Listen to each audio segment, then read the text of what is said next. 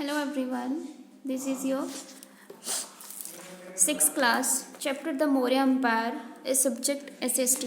आज हम इसको डिस्कस करेंगे। द मौर्य एम्पायर के बारे में पढ़ेंगे।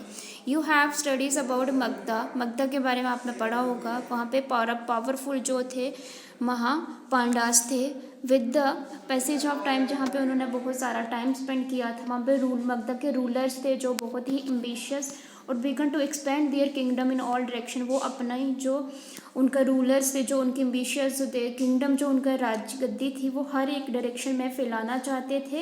एंड उन्होंने वो क्या चाहते थे कि in this way the Magadha kingdoms जो थे वो कवर करते थे, पूरी all the direction of empire को अपने अंदर करना चाहते थे। The credit for giving India is the first empire, लेकिन उनको क्रेडिट भी मिला था इंडिया के फर्स्ट एम्पायर जो थे goes to ruler of the Maurya dynasty के। अब नेक्स्ट है आपका foundation of the Maurya empire. Foundation जो था मौर्य एम्पायर जो था कब और किसने बनाया? चंद्रगुप्त मौर्य जो थे उन्होंने फाउंड किया था मौर्य डायनेस्टी को after throwing the Nanda rulers के बाद। वो इसमें बिलीव करते कि जो ब्राह्मण कौटिल्य और हिज मेंटर और एंड गाइड, जो उनके मेंटर हैं या गाइड हैं, ये सारे जो चंद्रगुप्त मौर्य थे उन्होंने क्या किया था, एक लास्ट नंदा रूलर जो था ऑक्युपाइड हिज कैपिटल पाटलिपुत्र। किसी ने उनका जो रूलर था पाटलिपुत्र जो थे, he continue to capture the terrorist and gradually move towards the central India. वहाँ पे कुछ टेररिस्ट उन्होंने पकड़ा था उनको, लेकिन वो मूव्ड सेंट्रल इंडिया के अंदर मूव्ड हो गए थे। चंद्रगुप्त मौर्य ने जो था कैप्चर द एरिया, उस एरिया को ही कैप्चर कर लिया एंड नॉर्थ उन्होंने कैप्चर किया था ये पूरे एरिया को ही अपने अंदर ले लिया। And north west after Alexander's departure but soon Seleucus एक निकेटर जो अलेक्सेंड्रा ये जनरल के कंट्रोल ओवर द मोस्ट, ये सारी जो थी कंट्रोल करता था उन पे। जैसे 350 BC में चंद्रगुप्त मौर्य जो थे उन्होंने एक लड़ाई लड़ी थी and entered into the marriage alliances. तो नेक्स्ट हमारा है चंद्रगुप्त मौर्य जो थे मेड ए गिफ्ट ऑफ, उनको एक गिफ्ट मिला था इसके बाद जब उन्होंने ये जंग जो थी जीती थी, उनको गिफ्ट मिला था 5000 हाथी मिले थे to the Greek general and obtain the territory across the river Indus.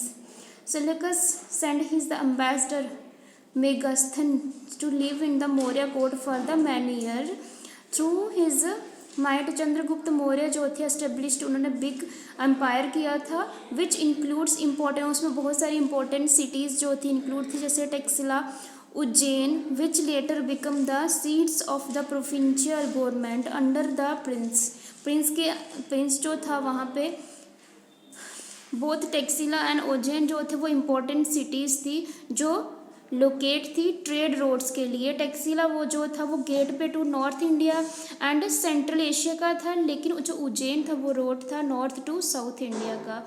और नेक्स्ट है बिंदुसारा जो थे वो सक्सेस चंद्रगुप्त मौर्य के 297 BC के में रहने वाले इसके साथ थे।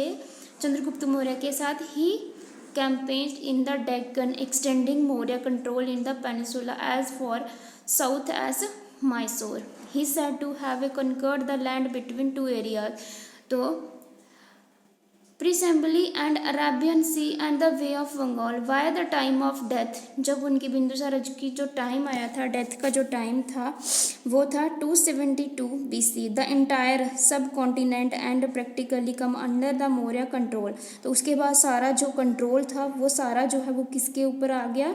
चंद्रगुप्त मौर्यन के ऊपर। The only area that remained, कुछ एरियाज जो थे जैसे hostile and controlled by Kalinga, coastal Odisha on the east coast, ये सारे एरिया जो हैं वो पड़ते हैं ईस्ट कोस्ट के साइड।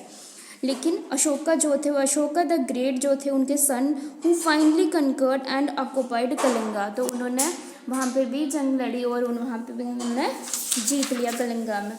नेक्स्ट आपका है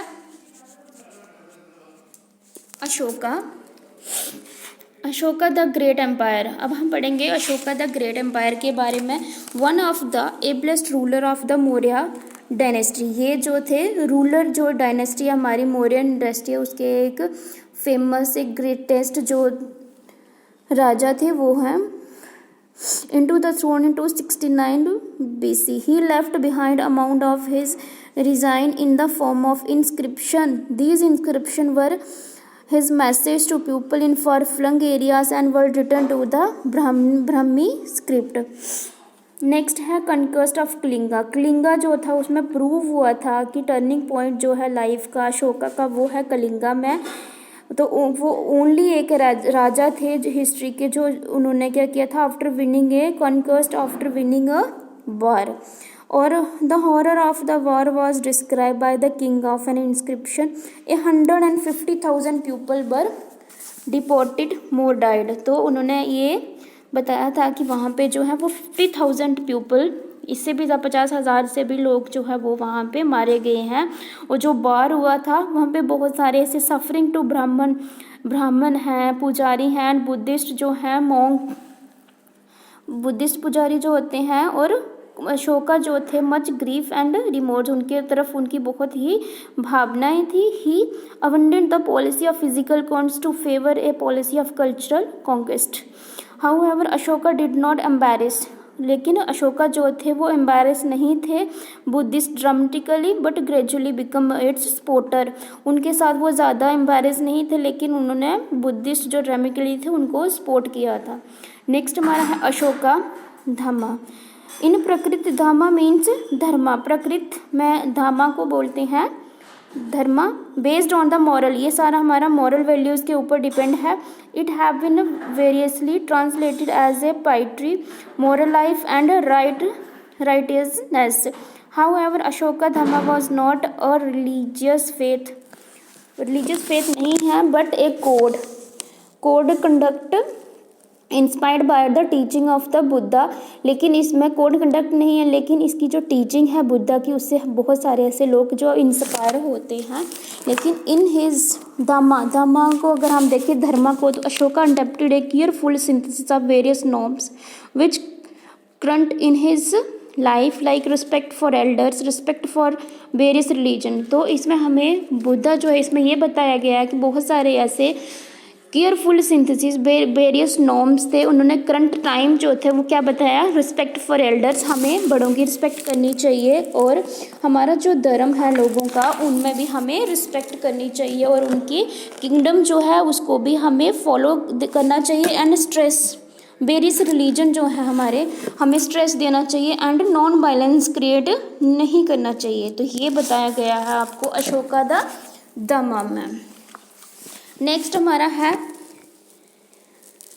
मौर्यन एडमिनिस्ट्रेशन. बीच में आपका ये भी है धम्मा की जो है मैथमेटिक्स था. Implement the publication and various aspect of Dhamma. The line capital जो था वो फाइनल एग्जाम्पल थी, फाइनेस्ट एग्जाम्पल थी पिलर एस्टेब्लिश्ड की. उसके बाद ये फैक्ट फाइल दिया गया आपको. रॉक एडिक्ट जो था 11, अशोका जो था obedience to mother and father, teachers and other respectable persons. उसके बाद प्रॉपर ट्रीटमेंट. उसके बाद spending little and accumulating little wealth. Do you think, आपको पता है कि this code can be follow today also. अभी तक ये कोड जो है वो धामा जो है वो फॉलो किया जाता है. Great help of understanding the Ashokan policy. वहाँ पे एक अशोकन ने ऐसी पॉलिसी बनाई थी जिसकी हेल्प से हम अभी तक लोगों को जो है हेल्प करते हैं, जो उनकी दिल से उनकी little wealth, truthfulness, morality and purity of life.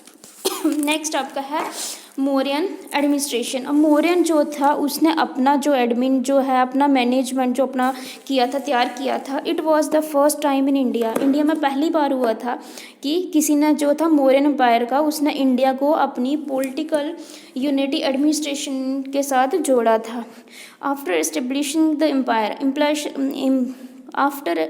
Establishing जब एम्पायर को स्थापित किया गया था तो मौर्य जो था उसने ऑर्गेनाइज्ड किया और ये एलेबोरेट किया था सिस्टम एडमिनिस्ट्रेशन का, जिसका Megasthenes his left detail account of the system of government under the Chandragupta. His account is supplemented by that of Kautilya. With the increase in the size and administration need of the state from the tribal state to territorial empire, there are bound to be a corresponding increase in the power of the king. The king was the supreme head of the state. King जो था वो supreme head था state का। Judicial, उसके पास एक judicial power थी, executive power थी and legislative power थी ये सारी। लेकिन उन्हें ये बिलीव नहीं हो रहा था कि जो मौर्य है वो बहुत सारे उसमें ऐसे कंप्राइजिंग फुट सोल्जर हैं, कैवलरी हैं एंड एलिफेंट है अकॉर्डिंग टू प्लाइनी। नेक्स्ट हमारा इसी में यही दिया गया है कि अशोका जो थे उन्होंने ज़्यादा ग्रेट एफर्ट दिया था, लोगों की मदद की थी, उन्हें वो फूड, शेल्टर या पैसे प्रोवाइड करते थे जिससे लोग जो थे वो अपनी लाइफ को जो है उसको अच्छे से बिताते थे। तो वो चंद्रगुप्त मौर्य जो थे वो मेंटेन करने के लिए उन्होंने 6,000 लाख फुट जो सोल्जर थे और उनको 30,000 जो थी कैवलरी एंड 9,000 एलिफेंट जो थे, अदर सोर्स जो थे, ये सारे जो है वो उन्होंने मेंटेन किए थे। उसके बाद मौर्यन जो थे उनकी स्टेट जो थी वो बहुत ही न्यूमरस और उसमें बहुत सारी इकोनॉमिक एक्टिविटीज़ होती थी जिनको हम अर्न करते थे एम्पायर, इसमें मौर्य एम्पायर में प्रोडक्शन के लिए डिफरेंट आर्टिकल्स जो थे वो जैसे लैंड होल्डिंग हो गया, ट्रेड हो गया, ये अलग अलग बिजनेस करने के लिए हमें कमोडिटीज़ के लिए जो वस्तु हम प्रोड्यूस करते थे, एक्सप्लोटेशन के लिए minerals, utilisation of forest wealth, sale of liquor, manufactures of arms extra. तो ये नेक्स्ट है हमारा डिक्लाइंस ऑफ मौर्य। अब मौर्य जो है वो डिक्लाइन कैसे होगी उनका, द डेथ ऑफ अशोका, उनकी डेथ जो हुई थी 232 BC में हुई थी, resulted in the designations of Mauryan empire, the disorder that emerged in the administrative machinery after the death. Maurya की डेथ के बाद जो था वो सारा सिस्टम जो था, हमारे इंपॉर्टेंट फैक्टर्स जो थे, मौर्य एम्पायर जो था वो एक तरीके से ख़त्म हो गया था। अशोका जो थे वो सक्सेस्ड बाय वीक रूलर्स, अशोका जो थे वो एक वीक रूलर जो है वो माने गए थे, who lost control over terrorist, उन्होंने लास्ट में कंट्रोल जो था वो टेररिस्ट के ऊपर किया था। The enormous expenditure on the army led to the financial crisis and invasion in the northwest added to disorder in the administration. Ashoka had been successful because Ashoka जो थे वो सक्सेसफुल हो गए थे एंड में। He had a unique vision of understanding the complex social, उन्होंने सारी जो सोशल प्रॉब्लम थी सोसाइटी की उन सबको समझा and also he had accepted, उन्होंने उन सारी प्रॉब्लम्स को सब सोसाइटी की एक्सेप्ट किया, जो इम्पोर्टेंस ऑफ प्रिंसिपल ऑफ दमा इन ऑल इट्स डायमेंशन। तो ये हमारा चैप्टर था। नेक्स्ट हमारे हैं टिक द करेक्ट हैं, filling in the blanks and match the following है। ये आपने खुद पढ़ने हैं। अगर आपको कोई भी डाउट है तो आप इनको पूछ सकते हो, पर्सनली मैसेज करके पूछ सकते हो। नेक्स्ट में हम वीडियोज़ में जो है वो आपके क्वेश्चन आंसर करेंगे। तो आज के लिए आपका इतना ही है।